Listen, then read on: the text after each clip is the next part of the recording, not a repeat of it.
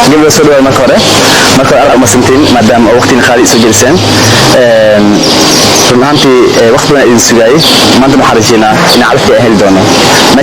beenta ma socod dheera xaqiiqooyinkuna waa kuwo la dhaha qaado xitaa haddii ay ka soo dib dhacaan waqtiga ay ku haboonaayeen haddii uu shalay tilmaamay in kun gabdhood oo guur ka codsado uu kala diray kana soo xushay tiro yar oo uu ka sii xulan doono hal gabar maanta isaga ayaa ka shalaynaya wixii uu sameeyey waa kuma Ali faqiirka taajirka iska dhigay ee gabdho badan beenta ku soo xirageliyay kaasi oo xaqiiqadiisa la soo helay saacadihii la soo dhaafay muxuu yahay muuqaalka laga qariyay ee ku saabsan xaqiiqadiisa inuu xasla yahay waxa keenay inuu sidan u qaawiyo jirka gabdhaha Soomaalida ay kula nool Sweden waxa ku qasbay inuu baranki noocaana sameeyay iyo jawaabta uu ka bixin doono oo la wada sugayo iyo arrimo kale ayaa muuqaalkan ugu soo koobi doonaa balse marka hore intaana gudagelin waxaan xasuusinaynaa inay muhiim inoo tahay inaad like saarto muuqaalka si uu u gaaro saaxiibo badan like saar si aad inoo dhiirigeliso sidoo kalena u sheergalay asxaabtaada si aad u helno saaxiibo wanaagsan sida adiga oo kale haddii aad nagala socoto barka naga daawanaysana subscribe saar oo gambaleelka furo ku mahadsan tahay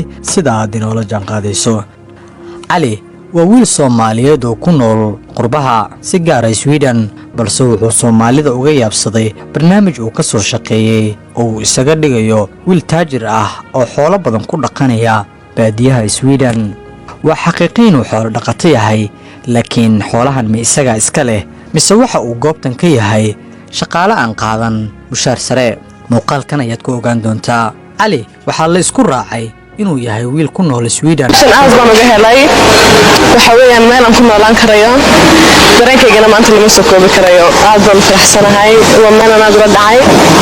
aan ku noolaan karo mustaqbalka xaajiga iyo mustaqbalka shamso run ahaantii mana arkaa ila sanka haasto meesha oo kula qabsan leh waaw ku qaatay markan oo ku qaadana sababtoo markii uu horeeyay ma bixirlo waxay la yaabinay bilowda oo masaak loo sameeyay ama looda loo khuluqay ama looda caanaha rabadka la ah macnaha waxay aad qof aad oo macnaha wax ka sii fiirnay run ahaantii ayda saan ahayn taajirka iska leh goobtu muuqaalada ku soo duubo shakhsiyaad ku nool Sweden ayaa baaritaan ku sameeyay waxa uu Ali qabto halka uu degan yahay iyo waxa ka jira inuu leeyahay xoolahaasi oo dhan gabadha uu guursanayana uu ka bixin karo 200 oo lo'aad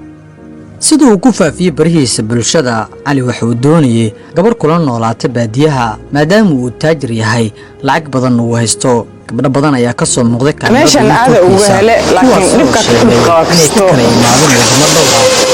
laakiin caadi waxay rajayna inuu xasan iyo doorto oo gabdhuhu isla Sweden ay kula nool yihiin isla barnaamijkan uu la soo muuqday Ali si uu dadka Soomaalida isku baro waa mid hore loo sameeyay oo ay sameeyaan TV laga daawado